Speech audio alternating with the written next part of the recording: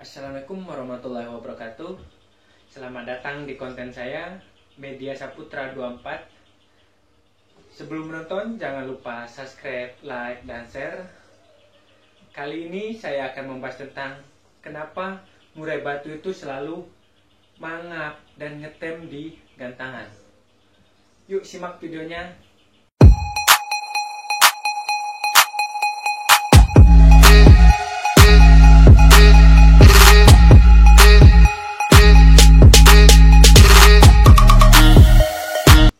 Oke teman-teman, kembali lagi ke pembahasan kita tentang kenapa sih murai batu itu mangap.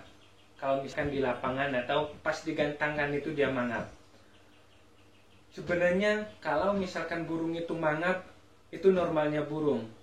Semua unggas, burung atau apapun itu dia mangap. Karena dia tidak berkeringat, makanya dia mengeluarkan suhu tubuhnya, di dalam tubuhnya itu panas itu dengan mangap itu. Nah, di sini banyak faktor yang mempengaruhi kenapa burung itu mangap. Kalau misalkan burung itu mangap, pasti pas dilombakan itu dia ngetem, karena ada jedanya itu di mangapnya itu. Maka yang kita perhatikan banyak faktornya. Yang pertama, ulat Hongkong. Bisa jadi dari ulat Hongkong. Ulat Hongkong itu kan dia mengeluarkan panas. Dia kalau misalkan kita setut banyak ulat Hongkong, itu dia akan panas badannya, metabolismenya naik, dan meningkatkan suhu tubuhnya dia, dan akan mangap itu dia mengeluarkan suhu panasnya itu. Itu bisa jadi dengan ulat Hongkong. Nah, yang kedua juga bisa dengan jangkrik. Jangkrik itu bisa juga mengakibatkan burung itu mangap. Kalau misalkan jangkriknya itu tidak sehat. Nah, contoh kita misalkan beli jangkrik di pasar atau di mana, itu kan biasanya jangkriknya itu dikasih tempat pelapis telur itu. Nah, pelapis telur itu kalau misalkan dia lembab, dia akan hancur. Waktu jangkriknya itu kekurangan makan, makanya dia akan makan kulit telur itu. Yang tempat kulit telur itu, dia makan itu. Nah, dia tidak akan sehat jangkriknya. Coba dicek di mutilasi, kalau misalkan kita potong, itu jangkriknya itu di dalamnya itu, kalau misalkan dari tempat pasaran itu, dia agak kekuning-kuningan. Dia itu karena makan kulit itu, karena dia kekurangan makanan. Makanya, itu jangkrik itu harus kita jaga juga kualitasnya. Biasanya, kalau saya menggunakan jangkrik itu dari pasaran itu, saya tidak langsung berikan. Saya beli, saya kasih pakan dulu. Banyak pakanan seperti jahe, terus buah pisang atau daun singkong atau singkong, kita bisa berikan makannya itu supaya jangkriknya sehat dulu. Jangan langsung diberikan ke murai batunya. Karena kalau misalkan kita langsung berikan itu jangkriknya tidak sehat.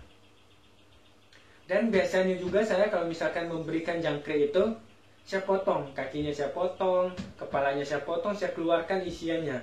Itu kan agak kotor ya. Saya ambil belakangnya aja, itu yang dagingnya itu aja baru saya kasihkan. Itu untuk menjaga kualitas jangkrik kita. Nah, itu selain ulat Hongkong, jangkrik, dan bisa juga dari kroto. Kroto itu kan ada suhu panasnya juga. Kalau misalkan kita terlalu banyak memberikan kroto itu kroto itu mengandung air dan lendir-lendir juga.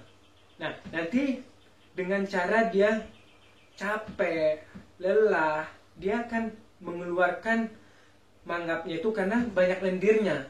Di tenggoroknya itu banyak lendir, dia akan mengeluarkan dengan mangap itu. Dia berusaha mengeluarkannya. Itu karena terlalu banyak makan kroto.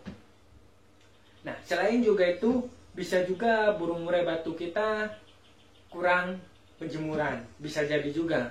Kalau misalkan burung kita kurang penjemuran, dia akan lelah. Dia mangap itu karena dia lelah, capek. Makanya kita harus maksimalkan penjemuran juga. Nah, penjemuran itu rata-rata 30 sampai 1 jam itu ya normalnya burung.